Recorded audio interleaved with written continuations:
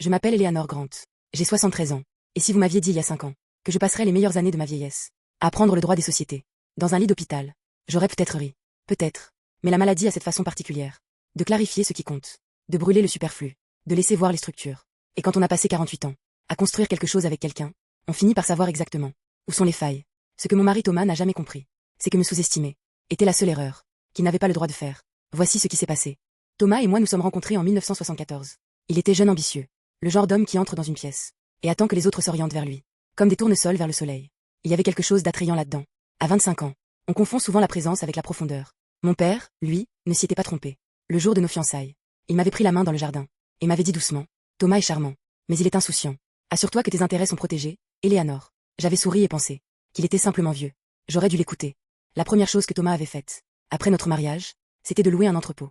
Dans la banlieue, il avait une idée, une vision, un discours qui donnait envie d'y croire. Ce qu'il n'avait pas, c'était de l'argent. Mes parents venaient de mourir. Il m'avait laissé les terres agricoles familiales, des acres en Illinois, achetés par mon grand-père, et cultivés pendant 3 générations. J'avais signé leur vente. L'argent avait financé le premier entrepôt. Ma signature avait garanti la première ligne de crédit auprès de la banque. Mon nom avait été mentionné dans les statuts originaux de la société. Puis progressivement, dans les discours, dans les interviews, dans les articles de presse, ce nom avait disparu remplacé par Thomas Grant, self-made man, visionnaire fondateur de Grant Holdings. Je recevais ses clients. Je mémorisais leurs noms, les prénoms de leurs femmes, les écoles de leurs enfants. Je souriais, je servais le café. Je quittais la pièce au bon moment. Et l'empire grandissait. Je ne me souviens pas exactement du moment où j'ai compris. Ce n'est pas une révélation qui arrive d'un coup. C'est une accumulation. Les appels pris dans d'autres pièces. Les dîners du conseil d'administration, auxquels je n'étais plus invité. La façon dont ils me regardaient, quand je toussais trop longtemps. Lors d'une soirée. Un regard d'impatience, presque de honte. Brooke Sanders est entrée dans notre vie. De la façon dont ce genre de femme entre toujours. Progressivement avec des justifications. Elle était consultante pour une de nos filiales. Puis elle était présente à des événements d'entreprise. Puis son nom apparaissait dans des emails que Thomas ne prenait plus la peine de masquer. Elle avait 35 ans. Thomas en avait 76. Elle le regardait comme si tout ce qu'il disait était profond. Et lui, comme tous les hommes de son genre, face à un miroir aussi flatteur, avait décidé que c'était de l'amour. Mon premier malaise cardiaque s'était produit lors d'un gala de charité. Je m'étais levée pour parler à quelqu'un, et le sol avait basculé. Thomas était à l'autre bout de la salle. Ce n'est pas lui qui avait appelé les secours. C'était la femme du directeur financier, une amie de longue date, qui avait crié assez fort pour que les serveurs s'arrêtent. À l'hôpital, Thomas était arrivé 2 heures plus tard. Il sentait l'eau de Cologne de soirée.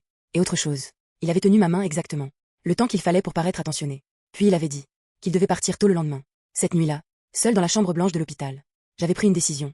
La maladie allait m'affaiblir physiquement. Je refusais qu'elle m'affaiblisse autrement. Le lendemain, j'avais appelé Diane Mercé. Diane était mon avocate depuis 30 ans. Pas l'avocate commune du couple. La mienne.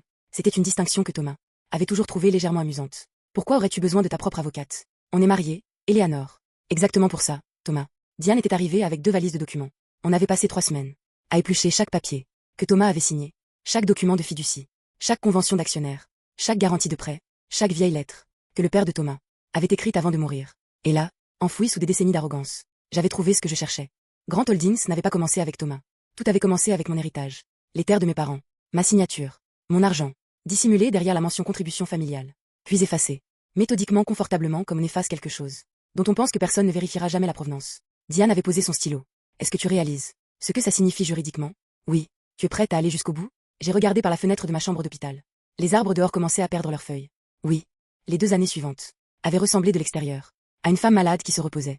En réalité, c'était 2 années de préparation chirurgicale. Le premier compte bancaire avait été transféré après que Thomas avait signé une procuration médicale. Sans la lire. Il était pressé. Il avait un dîner. Sa signature avait traversé 3 pages, sans qu'il lise un seul mot. Le deuxième compte avait été repositionné après que Diane avait découvert que Thomas utilisait des fonds communs pour financer un appartement au nom de Brooke. Preuve documentée, transaction datée tracée. Le troisième avait suivi un audit interne qui avait révélé que des honoraires de consultants avaient été versés pendant 18 mois à une société dont Brooke était l'unique directrice. Détournement de fonds d'entreprise. Diane avait posé ce document sur mon lit. Il ne pourrait plus prétendre que tout lui appartient. Je savais qu'il allait venir. Pas parce que je l'avais entendu faire ses valises la veille. Parce que je connaissais Thomas.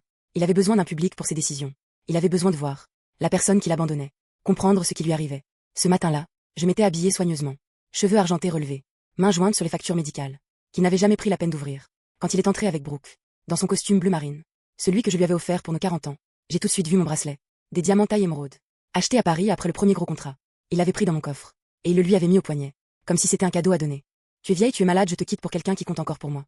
Brooke regardait ma chambre, avec le regard de quelqu'un qui évalue ce qu'elle va redécorer. Ne t'inquiète pas, Eleanor. On fera en sorte que tu sois bien installée. Une résidence pour retraités, avait précisé Thomas. Une maison de retraite soit raisonnable. Puis il avait dit, avec ce sourire qu'il réservait Au moment où il était certain de gagner. L'entreprise est à moi. La maison est à moi. Les comptes sont à moi. Tu auras de quoi vivre. Et j'avais souri. Ce sourire l'avait fait s'arrêter. Quoi? Avait-il lancé? Rien. Je me souvenais juste de quelque chose. Quoi? Le jour où ton père m'a dit que tu étais charmant mais insouciant. Son visage s'était assombri. Mon père était un vieil homme aigri. Non, avais-je dit doucement. Il avait raison. Brooke avait roulé les yeux. Elle essaie de te faire peur. Thomas s'était penché vers moi. Sa voix basse. Tu n'imagines pas à quel point. Tu vas te retrouver seul. Puis la porte avait claqué. J'avais attendu que le silence retombe. Puis j'avais ouvert le tiroir de ma table de chevet. Diane est arrivée avant le lever du soleil. Elle n'a pas frappé. Elle n'en avait jamais eu besoin. Manteau anthracite, boucle d'oreille en perles. L'expression de quelqu'un qui attendait patiemment ce moment. A-t-il pris quelque chose? Mon bracelet. Quelques montres. La photo d'Aspen. Elle avait serré les lèvres. Sentimentale ou stupide? Avec Thomas, généralement les deux. Elle s'était assise à côté de mon lit. Elle avait posé le dossier sur la couette. Grand Holdings historique des transferts d'actifs. L'audience est lundi, avait-elle dit. Pendant que Thomas dînait dans des restaurants. Et chuchotait à Brooke. Des choses sur les nouveaux départs. Nous préparions. Diane avait contacté 3 experts comptables. 2 spécialistes en droit des sociétés. Un ancien auditeur de l'administration fiscale. Chaque document avait été vérifié. Les statuts originaux de la société. Mentionnaient encore. Dans leur version archivée de 1974. Le nom d'Eleanor Whitmore Grant. Comme cofondatrice. Ce document avait été remplacé dans les dossiers actifs. Mais les archives existent. Et Diane avait les archives. Thomas est arrivé le lundi. Avec un avocat en costume sur mesure. Et la posture de quelqu'un qui pense que le résultat est déjà connu. Il ne m'avait pas regardé en entrant. Puis Diane avait ouvert son dossier. Le premier document avait atterri.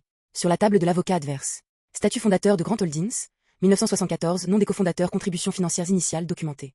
L'avocat de Thomas avait regardé le document. Puis Thomas. Thomas avait regardé Diane. Elle l'avait regardé en retour. Avec la tranquillité de quelqu'un qui sait exactement ce qu'elle tient en main. Document après document. La vente des terres de mes parents. Les relevés bancaires de 1974. Ma signature sur la première ligne de crédit, la procuration médicale. Que Thomas avait signé sans lire. Les transactions vers l'appartement de Brooke. Les honoraires de consultant. Le visage de Thomas avait changé. Pas d'un coup, progressivement. Comme un homme qui marche. En pensant être sur du sol ferme. Et qui commence à sentir que quelque chose se dérobe sous ses pieds. Son avocat avait demandé une pause. Thomas m'avait regardé pour la première fois. Je lui avais souri. Le même sourire que ce matin-là dans ma chambre. Je ne vais pas vous donner tous les détails juridiques. Certaines choses appartiennent aux documents officiels et aux personnes qui savent les lire. Ce que je peux vous dire, c'est que Grand Holdings n'appartient plus entièrement à Thomas. Que la maison a fait l'objet d'une réévaluation de propriété. Que Brooke a fait face à une enquête pour détournement de fonds. Qu'il a occupé bien différemment que la redécoration de ma chambre. Et que Thomas, l'homme qui m'avait dit que je n'imaginais pas à quel point j'allais me retrouver seul, s'est retrouvé à devoir expliquer, devant plusieurs instances officielles, comment l'argent de sa femme avait financé l'empire qu'il prétendait avoir bâti seul. Je vis maintenant dans une maison que j'ai choisie moi-même, pas grande lumineuse, avec un jardin que je n'entretiens pas très bien, et une bibliothèque que j'entretiens mieux. Diane passe parfois le jeudi. On boit du thé. On parle d'autre chose.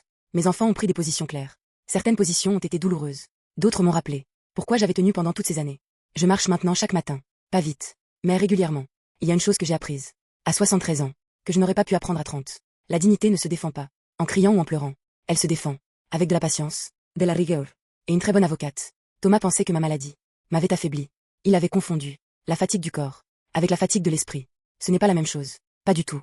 Ce que cette histoire m'a appris, c'est que les femmes de ma génération ont souvent construit des choses dont elles n'ont jamais vu le crédit. Des entreprises, des familles, des réputations, portées par des mains invisibles, qu'on applaudit rarement, et qu'on oublie facilement. Mais les traces restent, les documents restent, les signatures restent, les archives restent. Et parfois, quand quelqu'un a la patience de chercher, la vérité ressort entière, légale et irréfutable. Alors dites-moi, à ma place, vous auriez attendu 2 ans pour préparer chaque détail, ou vous auriez agi plus tôt? Écrivez-le en commentaire. Et abonnez-vous à Maria Señorita, pour des histoires sur celles et ceux qui apprennent, parfois trop tard, parfois juste à temps, que leur valeur n'a jamais eu besoin d'être validée par quelqu'un d'autre.